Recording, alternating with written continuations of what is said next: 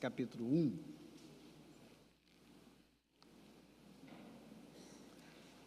Já fui apresentado, o nome é Cristiano, eu estou na segunda igreja presbiteriana de Uruaçu, há já 4 anos de um regresso, já estive por lá alguns anos atrás, e Deus tem nos abençoado de estar lá com esses irmãos nesse período.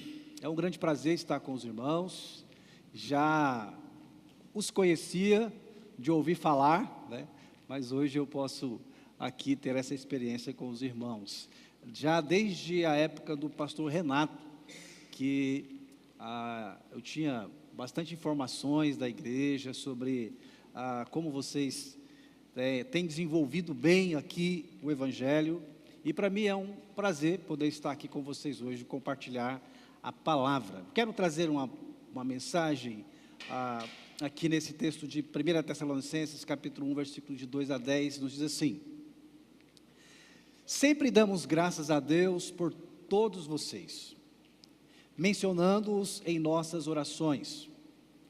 Lembramos continuamente diante de nosso Deus e Pai o que vocês têm demonstrado, o trabalho que resulta da fé, o esforço motivado pelo amor e a perseverança proveniente da esperança em nosso Senhor Jesus Cristo. Sabemos, irmãos, amados de Deus, que Ele os escolheu, porque o nosso Evangelho não chegou a vocês somente em palavra, mas também em poder, no Espírito Santo e em plena convicção. Vocês sabem como procedemos entre vocês em seu favor. De fato, vocês se tornaram nossos imitadores e do Senhor. Apesar de muito sofrimento, receberam a palavra com alegria que vem do Espírito Santo, e assim tornaram-se modelo para todos os crentes que estão na Macedônia e na Acaia. Porque partindo de vocês, propagou-se a mensagem do Senhor na Macedônia e na Acaia. Não somente isso, mas também por toda parte tornou-se conhecida a fé que vocês têm em Deus. O resultado é que não temos necessidade de dizer mais nada sobre isso, pois eles mesmos relatam de que maneira vocês nos receberam, como se voltaram para Deus, deixando os ídolos a fim de servir ao Deus vivo e verdadeiro, esperar dos céus a seu Filho, a quem ressuscitou dos mortos, Jesus, que nos livra da ira que há de vir. Oremos ao Senhor. Pai Santo, Deus bendito, nós, na sua presença, diante da sua palavra, queremos agradecer pela oportunidade que temos, ó Pai, de mais uma vez estarmos, ó Pai, com essa intenção de ouvir a Tua voz. Sabemos, ó Pai, que a Tua palavra é lâmpada para os nossos pés, que a Tua palavra ilumina o nosso caminho.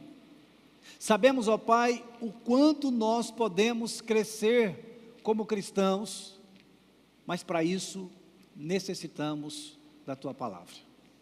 E aqui está ela diante de nós. E aqui estamos nós diante do Senhor para ouvir a Tua palavra. Fale conosco mais uma vez. Fale, ó Pai, poderosamente a esta igreja.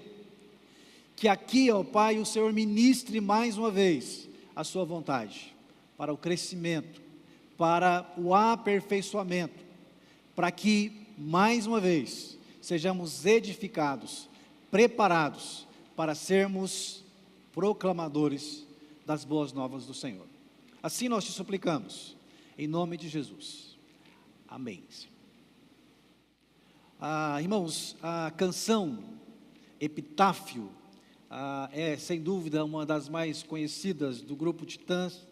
Ela foi lançada em 2002 e ela é bastante conhecida não só pela melodia, mas pelos versos de um belo poema.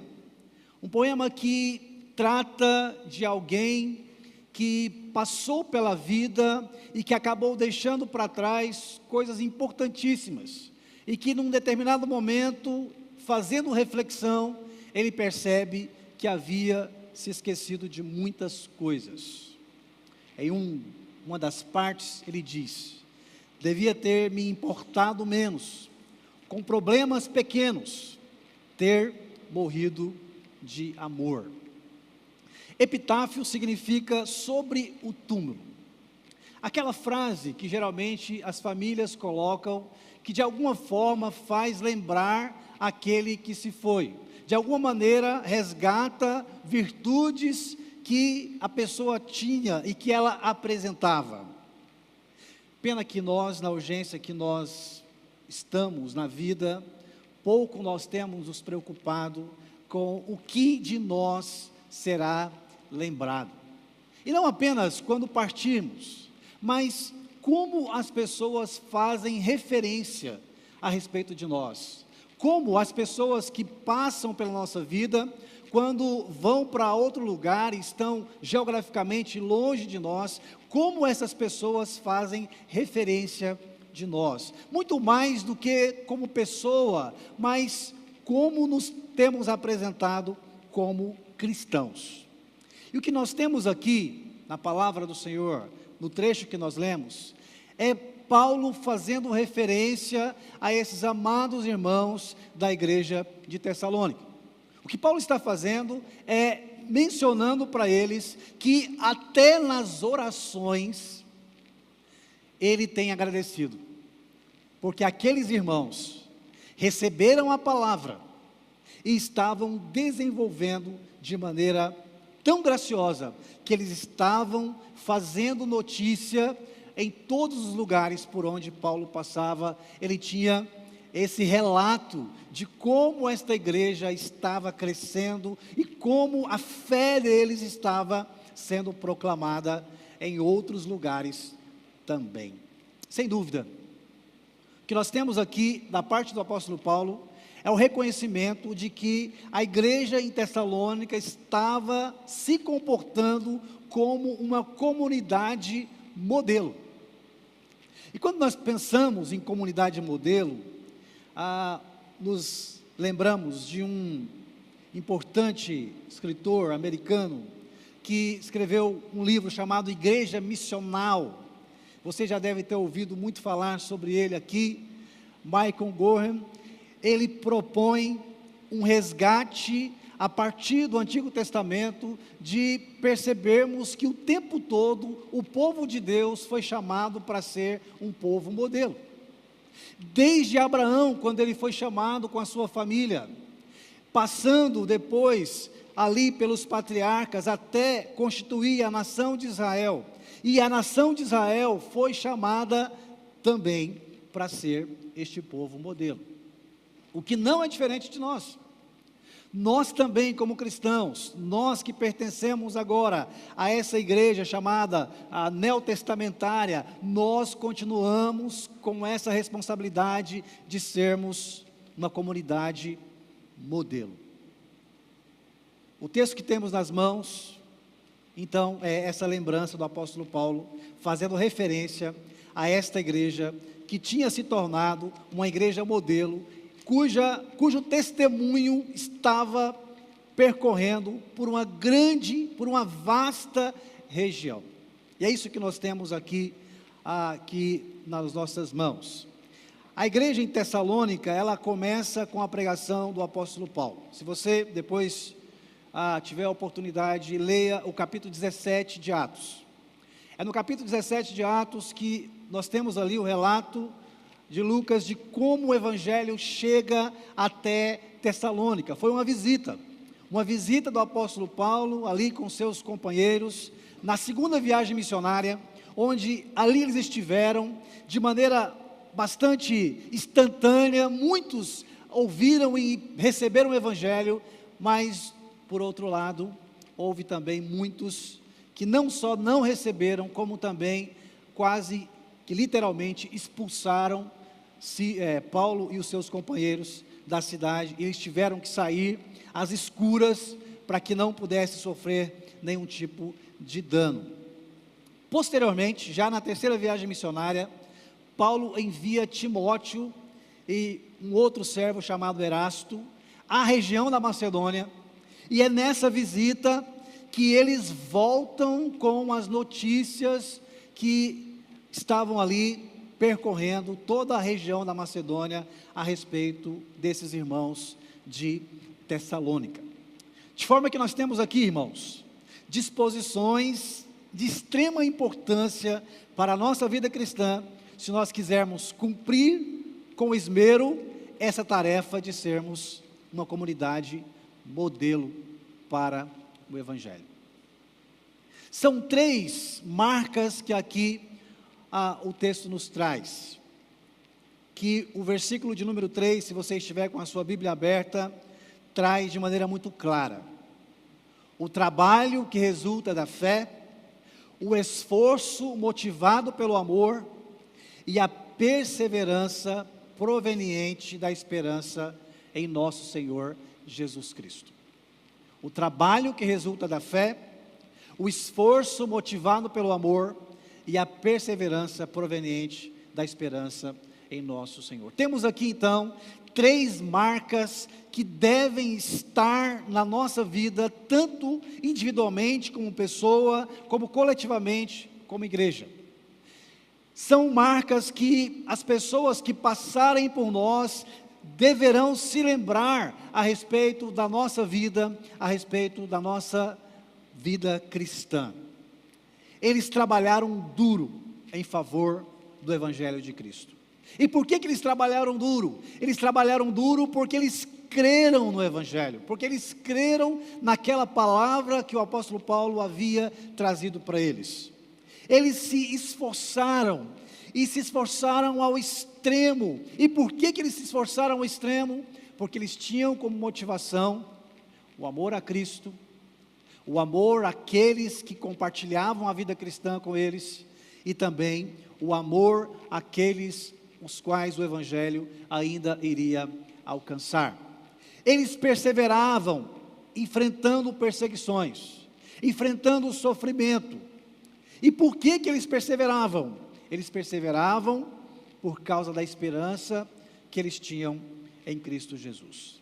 3 palavras são destacadas aqui nesse texto, no versículo 3 ainda: a palavra fé, a palavra amor e a palavra esperança. E são essas 3 palavras que vão dirigir essas 3 marcas importantíssimas que nós como igreja precisamos ter para que de fato nós sejamos lembrados, nós sejamos por aí mencionados como de fato uma comunidade modelo. A primeira delas é exatamente o trabalho que resulta da fé. Nós sabemos que quando nós somos chamados, primeiro nós somos chamados para a salvação graciosa. Cada um de nós que estamos aqui, num determinado momento da nossa vida, nós ouvimos o Evangelho, nós cremos no Evangelho, e então essa salvação alcançou o nosso coração, de maneira graciosa, nos introduziu numa comunidade cristã, que hoje você e eu fazemos parte, que vai muito além de uma comunidade local, vai muito além porque faz parte da igreja do Senhor Jesus, e essa igreja do Senhor Jesus, a qual nós fazemos parte, ela tem um chamado, uma vocação. E aí então entra essa segunda fase do nosso chamado, que é automático, porque todos aqueles que foram chamados para a salvação, também foram chamados para serem testemunhas do Evangelho. E assim que o Evangelho aconteceu e continua acontecendo, de fé em fé. Alguém ouviu esse Evangelho, creu no Evangelho e passou a proclamar esse Evangelho, que também chegou a outros, e assim chegou até mim e também chegou até você. Essa dimensão do nosso chamado, essa vocação a qual nós fomos assim chamados, diz respeito ao nosso envolvimento com o reino de Deus. E o que é o reino de Deus? O reino de Deus é este movimento gracioso de Deus que está colocando tudo no seu devido lugar, fazendo novas todas as coisas, fazendo com que cada um, alcançado por esse reino, seja transformado e passa a ter uma vida completamente diferente, uma vida cujo reflexo de Cristo é a nossa meta dia a dia. Portanto, Paulo agradece a Deus, porque aquela igreja era modelo, e como modelo ela estava trabalhando, porque ela havia crido no Evangelho. Aquilo que nós cremos, irmãos, é aquilo que vai formatar a nossa agenda, aquilo que nós fazemos. E sempre nós precisamos refletir a respeito do que nos faz ser igreja. Pode ser que nós passemos um tempo enganados, prestando atenção em coisas que não são os centrais no que diz respeito à nossa natureza como igreja. Nossa natureza como igreja, o que faz parte do centro daquilo que nós cremos, é o Evangelho do Cristo Salvador. O que nos reúne aqui não é simplesmente uma música excelente, não é simplesmente um auditório agradável, não é simplesmente a companhia maravilhosa das pessoas, coisa natural nossa como seres humanos. O que nos une aqui, de maneira central, é o Evangelho de Jesus Cristo. Nesse exato momento, pessoas estão se reunindo por aí, e nessas reuniões tem música de qualidade, nessas reuniões tem encontro de pessoas, nessas reuniões tem um ambiente agradável, mas não tem o Evangelho. Por isso, não é um encontro de uma igreja do Senhor Jesus Cristo. Então, o que nos faz ser igreja é aquilo que nós cremos, e nós cremos no Evangelho de Jesus Cristo. E quando nós pensamos no Evangelho, precisamos lembrar claramente onde nós estávamos, quem nós éramos e o que o Evangelho fez para que nós estivéssemos aqui agora, tirando o nosso tempo para podermos olhar para um Deus gracioso que nos salvou e que nos reuniu como povo dele. Nós estávamos perdidos, como toda a humanidade, nascidos em pecado, já vindo a esta vida com a culpa sobre nós, com uma condenação sobre nós. Mas em Cristo, nós somos livres da culpa. Mas em Cristo, nós fomos salvos. E é interessante, quando nós vamos aqui para a pregação do apóstolo Paulo, a pregação a qual o levou até aqueles irmãos em Tessalônica, era exatamente uma pregação que expunha o reino de Deus. Uma pregação que falava a respeito daquele Jesus, e Paulo fazia referência àquele Jesus que não muito tempo havia sido estendido numa cruz e havia morrido, e ele ressuscitou, segundo a mensagem do apóstolo Paulo, a qual ele havia transmitido para esta igreja, e eles creram. Aquilo que cremos é o que formata a nossa agenda. Se cremos no Evangelho, então precisamos viver na consciência de que a carreira profissional, o status social, as riquezas materiais, nada são diante de uma realidade que nenhum ser humano pode escapar. Sem Cristo, ninguém está seguro. Se cremos que o Evangelho é o poder de Deus para a salvação, então precisamos proclamá-lo ao alto e bom som. Nós só iremos trabalhar com eficiência em favor do Evangelho quando nós, de verdade, crermos no Evangelho a ponto de entendermos que não se trata apenas das pessoas pertencerem a uma comunidade. Não se trata apenas das pessoas deixarem alguns comportamentos que não são padronizados a uma ética determinada. que não se trata simplesmente das pessoas terem lugares diferentes para ir e pessoas diferentes para se encontrar. O centro da nossa fé é a cruz. E se nós crermos que sem a cruz ninguém pode chegar a Deus, então nós passaremos a nos empenhar um pouco mais a respeito da nossa proclamação do Evangelho. Nós estaremos mais ocupados com o Evangelho, a ponto de dedicar toda a nossa vida, e em cada área que nós vivemos, nos ocupar como objetivo primordial, sermos proclamadores do Evangelho. Mas não pense que será uma tarefa fácil. O contexto da igreja de Tessalônica, o contexto do apóstolo Paulo, sem dúvida foi um contexto muito difícil.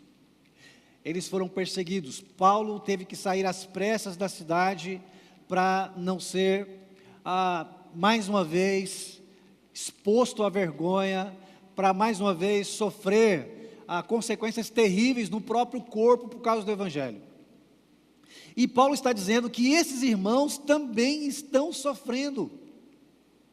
Se você estiver com a sua Bíblia aberta, a parte do versículo 5, a partir do versículo 6, aí vai dizer assim: vocês sabem como procedemos entre vocês, em seu favor. De fato, vocês se tornaram nossos imitadores e do Senhor. Apesar de muito sofrimento, receberam a palavra com alegria, que vem do Espírito Santo. O resultado é que não temos necessidade de dizer mais nada sobre isso, pois eles mesmos relatam de que maneira vocês nos receberam, como se voltaram para Deus, deixando os ídolos, a fim de servir ao Deus vivo e verdadeiro. Esses irmãos se esforçaram por causa de Cristo, sofreram por causa de Cristo, e Paulo está dizendo que o que os suportou, ou o que os fez suportar todo aquele sofrimento, era o amor que eles tinham.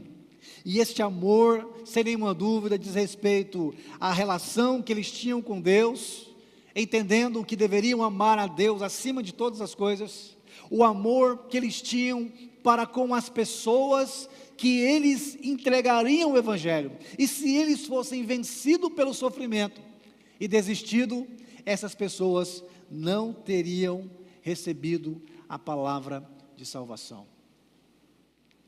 Se nós quisermos ser uma comunidade modelo, nós precisamos nos esforçar motivado pelo amor, porque não vai ser fácil. O nosso tempo é outro, sem nenhuma dúvida. As dificuldades que nós vivemos hoje são completamente diferentes da época de Paulo, da época da igreja de Tessalônica. Mas não significa que também são dificuldades que tentam tirar o nosso foco, que tentam tirar de nós esse propósito de sermos proclamadores eficientes do Evangelho. Hoje nós temos nos perdido na caminhada por causa das outras coisas. Jesus, quando vai tratar com seus discípulos a respeito da ansiedade, Mateus capítulo 6, ele vai dizer para que não podemos andar ansiosos, e ali ele deixa claro que o que traz ansiedade são as outras coisas. O reino não traz ansiedade. Desafio você a se lembrar de alguma ocasião em que as coisas de Deus trouxe inquietação para o seu coração. As coisas de Deus trazem a paz para o nosso coração, as coisas de Deus trazem a tranquilidade para o nosso coração. O que traz as inquietações são as outras coisas. E as outras coisas, Jesus diz que nós não devemos nos preocupar, nós precisamos cuidar do reino de Deus, e as outras coisas, Deus cuidará por nós. A motivação da nossa vida cristã precisa ser o amor que recebemos de Deus, o amor que recebemos daqueles que compartilhou o Evangelho conosco, seja a nossa família, os nossos pais, sejam aqueles que, em um determinado ponto da nossa caminhada, apresentou para nós o Evangelho. O amor do cristão tem como parâmetro o amor de Cristo, um amor sacrificial, um amor que tem disposição de sofrer pelo outro. E aqui está a grande chave, segundo o apóstolo Paulo. O que faz nos persistir diante das dificuldades, diante do sofrimento, é o amor que nós temos por aqueles que Deus vai chamar através do Evangelho. É por sabermos que essas pessoas sem o Evangelho, elas estão perdidas. É sabermos que nós somos chamados para apresentar este Evangelho, e apresentar este Evangelho com convicção, porque nós cremos, por isso dele nós falamos. Na parábola da ovelha perdida, Jesus mostra o amor de Deus, que o leva a procurar cada uma das suas ovelhas, cada uma das suas ovelhas que se perdeu pelo caminho e que Cristo está disposto a procurar. E precisamos lembrar que naquele contexto original, o que Jesus estava falando não era meramente sobre as pessoas que haviam se desviado, mas ele está ali anunciando o Evangelho da salvação, que todo aquele que está sem Jesus, está perdido, é uma ovelha perdida. E quem chama essa ovelha é o Evangelho. É o Evangelho que apresenta a ela o Cristo Redentor. Portanto, quanto mais amor nós sentimos pelos perdidos, mais nós vamos nos dedicar a ser instrumentos de Deus para alcançá-lo. Quanto mais amor nós sentirmos por Deus, mais nós vamos nos envolver pela causa que é dele. Quando nós olhamos para a cruz, quando lembramos de como Jesus se apresenta para levar sobre si os nossos pecados, e percebemos que não foi algo barato. Naquela cena do Getsêmani, nós podemos entender um pouco com mais profundidade a respeito do que custou para Jesus subir naquela cruz. A ponto dele, em oração, depois de uma profunda agonia, ele fazer a oração: se possível, passa de mim este cálice. O grande terror para Jesus subir na cruz não era simplesmente morrer, porque ele tinha certeza, convicção de que ele ressuscitaria. Não era os sofrimentos que ele ia ali sofrer simplesmente, mas o fato de, ao subir naquela cruz, ele passar a ter sobre os ombros o pecado, e por isso estar afastado da presença de Deus. E nada custava mais para Jesus do que ser afastado da presença de Deus. E quando você percebe que Deus, ele, mesmo tendo todo o amor por Cristo, ele permite que Jesus vá à cruz, ele providencia essa obra de salvação, nós teríamos que ficar profundamente impactados e pensar no quanto ele nos amou. Como o próprio Jesus vai dizer em João capítulo 3, ele nos amou de tal maneira que deu o seu Filho. Portanto, irmãos, se nós quisermos ser uma comunidade modelo, nós precisamos, além de ter uma fé no Evangelho, nós precisamos ter amor. Amor para nos mover, amor para nos fazer persistir e resistir a tudo que certamente vai tentar se opor na nossa caminhada como proclamadores deste reino. A última marca dessa igreja, que é uma comunidade modelo aqui nesses versículos que nós lemos, de 1 aos Tessalonicenses, é a perseverança proveniente da esperança.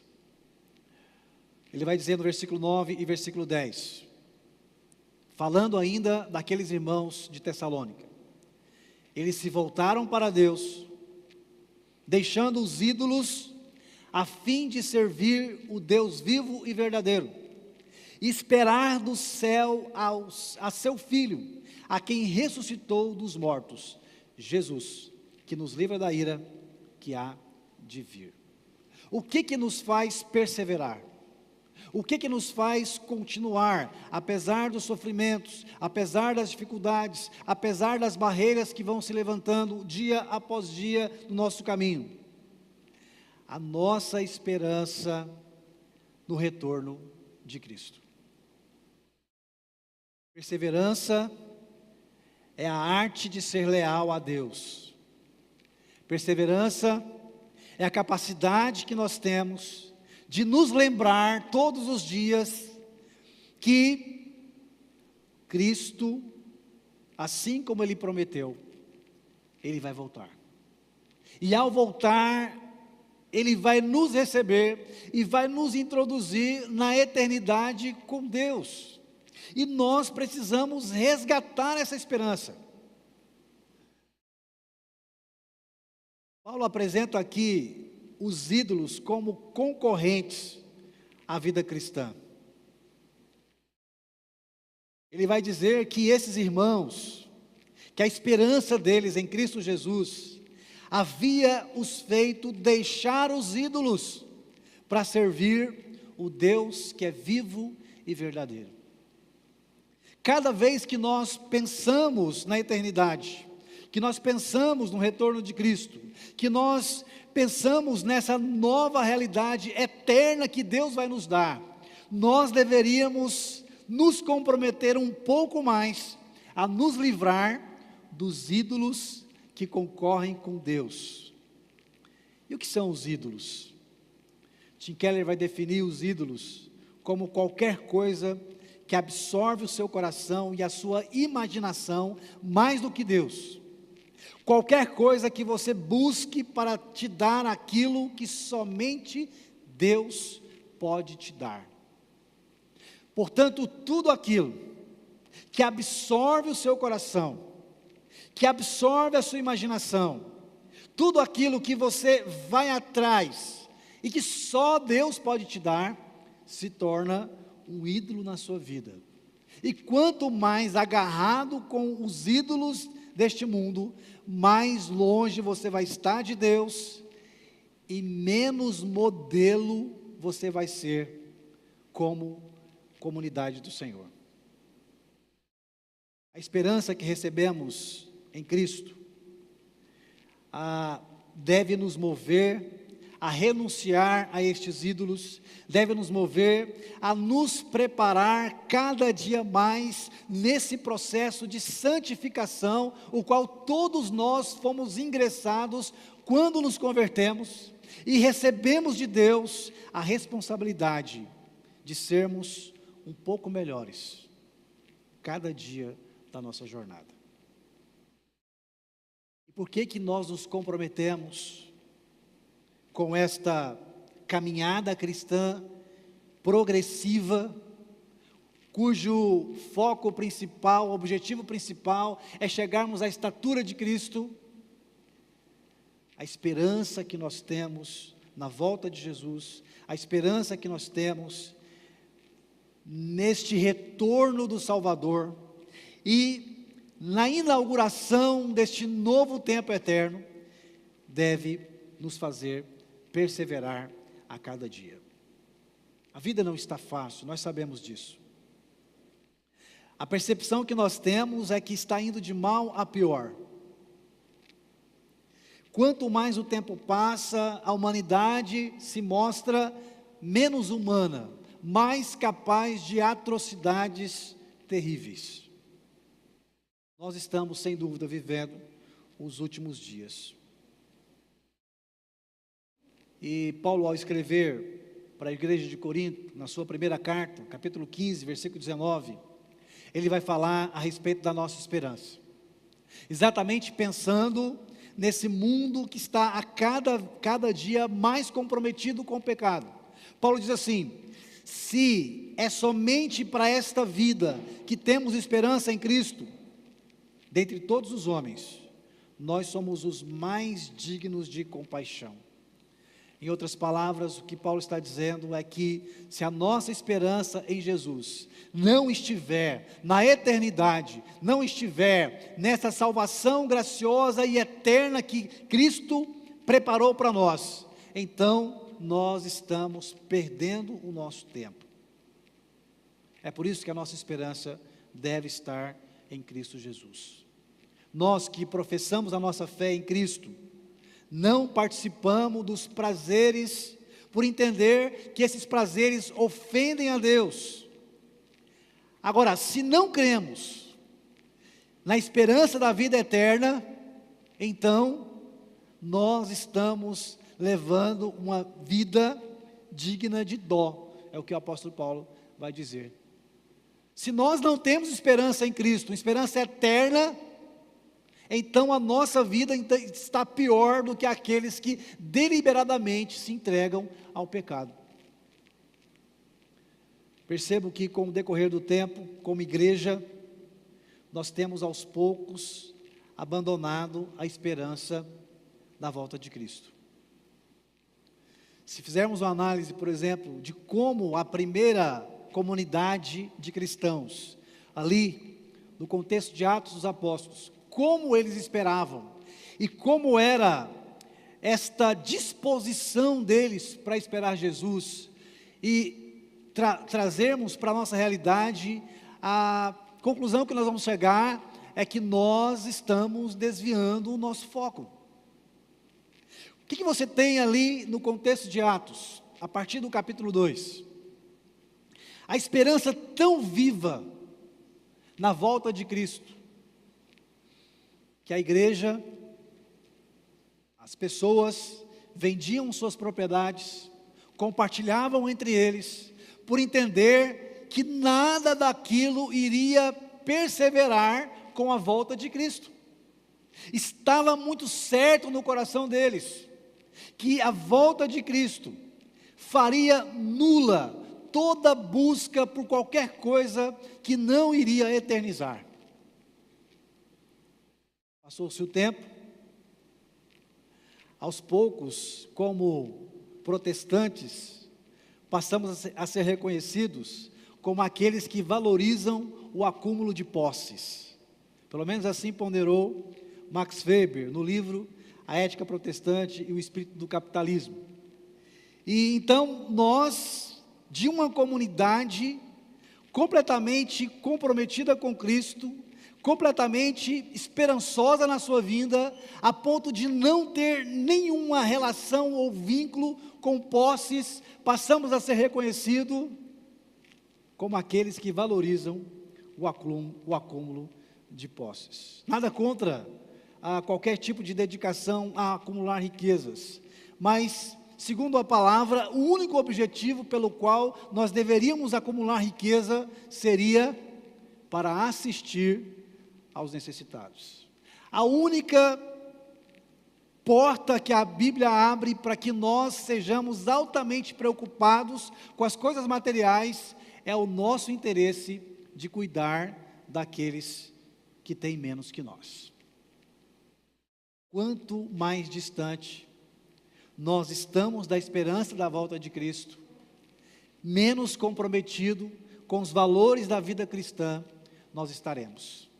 É por isso que nós devemos esperar, e devemos esperar com toda a motivação do nosso coração, e devemos esperar como nós esperamos quem nós queremos muito que chegue, a ponto de ficarmos no portão avistando, a ponto de ficarmos olhando para as mensagens, se ele disser que vai chegar. É essa disposição que deve ter o nosso coração. Ultimamente, a volta de Cristo, quando muito, tem sido lembrada apenas como pauta em algumas letras de algumas canções que dizem Maranata, e que nós cantamos muitas vezes sem sequer refletir o que significa. Quantas e quantas vezes nos deparamos com pessoas que, quando falam na volta de Cristo, sempre faz uma ressalva que agora não era o momento melhor para que Jesus vir. Talvez porque ele está num momento muito bom da carreira, ou porque ele está prestes a se casar, ou porque ele está prestes a ter um grande sonho realizado. E nós então estamos completamente confundidos, porque a nossa esperança está sim na volta de Cristo. É quando Jesus voltar e inaugurar essa eternidade com Deus, é que nós seremos livres de tudo aquilo que hoje nos traz de sabores. Nós não podemos nos apegar a esta vida, a ponto de não termos mais anseio pela volta de Cristo.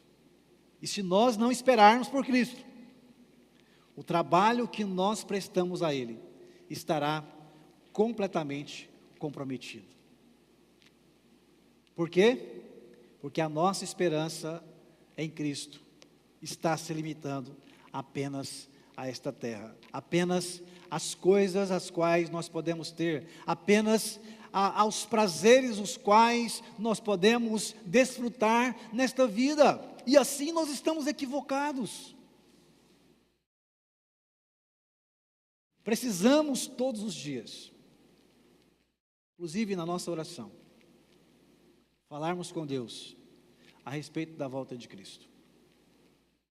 Precisamos todos os dias, lembrando que a proclamação do Evangelho está relacionada ao tempo da volta de Jesus.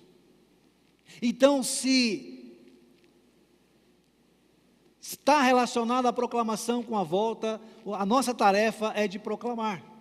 E quanto mais esperança nós temos na volta de Cristo, mais nós iremos proclamar o Evangelho. Para concluirmos, creia no Evangelho e trabalhe duro em favor de Cristo. Cada vez que você olhar para as pessoas no geral, lembre-se que ninguém está seguro sem Jesus. Pode ser a pessoa mais brilhante dessa terra, a mais inteligente, a que mais se destaca em qualquer área que você possa imaginar. Esta pessoa sem Jesus está em perigo.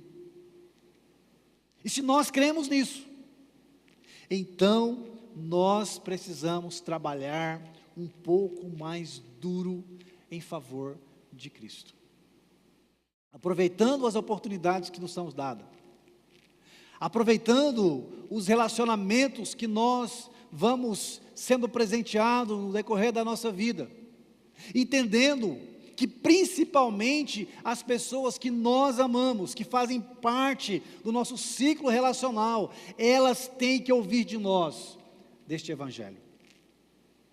Creia no Evangelho e trabalhe duro em favor de Cristo. Se esforce por Cristo, motivado pelo amor. Que todos os dias você lembre o amor que Deus teve por você, de não poupar o seu filho, o amor que Deus teve por você, de te resgatar e tirar você de uma situação de completamente perdido para alguém completamente salvo e redimido. E ao lembrar do amor de Deus, lembre das pessoas que também precisam deste amor. Pessoas que não estão seguras até que Jesus faça parte da vida delas.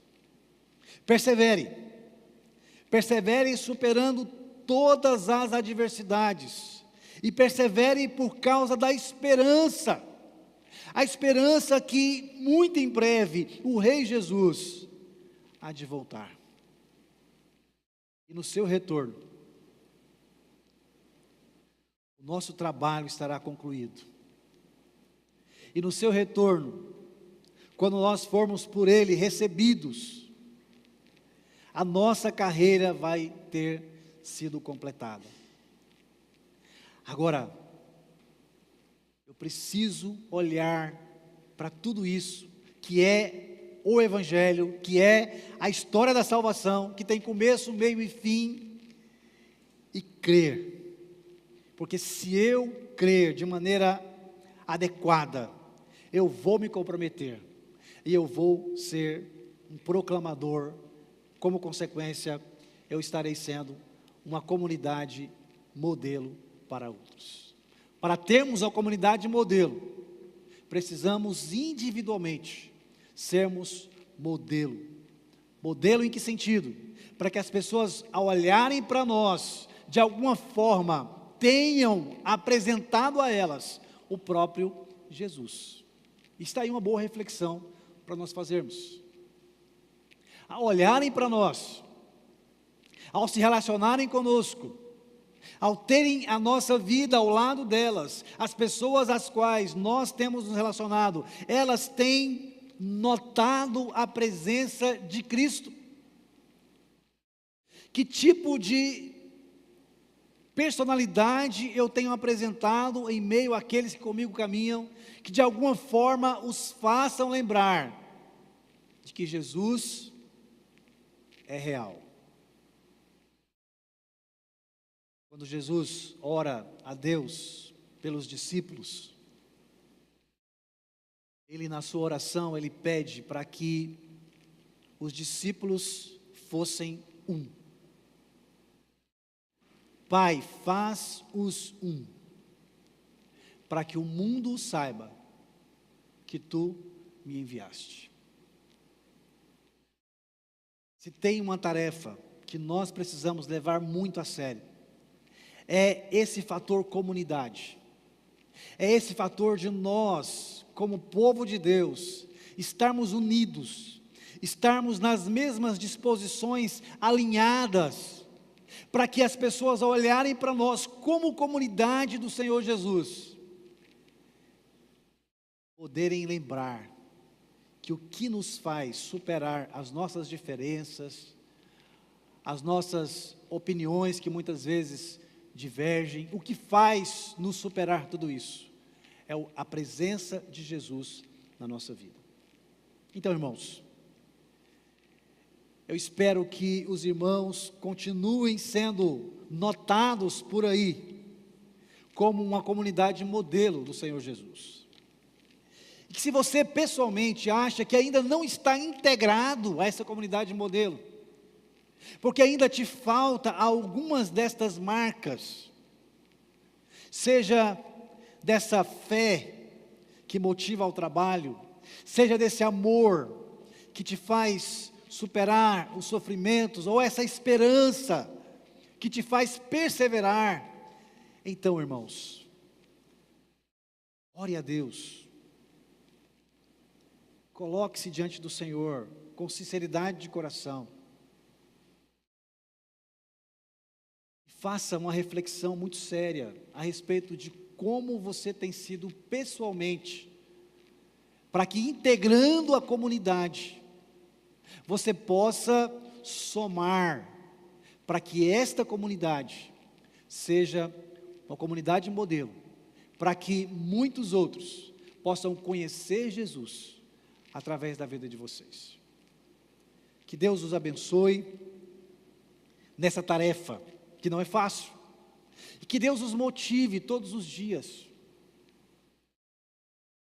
O bom saber, irmãos, de tudo isso, é que nós não estamos sós. Quando Jesus estava prestes a ir para junto do Pai, Ele deixou uma promessa, que o Espírito Santo estaria com eles, e a promessa foi cumprida, o Espírito Santo veio, e Ele continua conosco, Ele está em nós, e nós precisamos viver uma vida um pouco mais preocupada com a presença do Espírito Santo, um pouco mais comprometida em sermos, de fato, testemunhas vivas do Senhor Jesus. E assim como Paulo, aqui em oração, dava graças por esta igreja, nós vamos orar nesse momento. Convidar você a ficar de pé, para nós orarmos nesse sentido.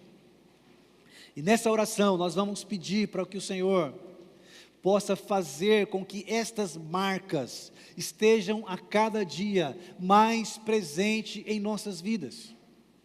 Para que estas marcas possam nos marcar de tal maneira que ao se relacionarem conosco, seja de maneira individual nos nossos relacionamentos interpessoais, ou como igreja do Senhor Jesus, neste bairro, nesta cidade, sendo essa comunidade viva, vocês possam assim apresentar estas marcas desta comunidade modelo do Evangelho de Cristo. Oremos ao Senhor.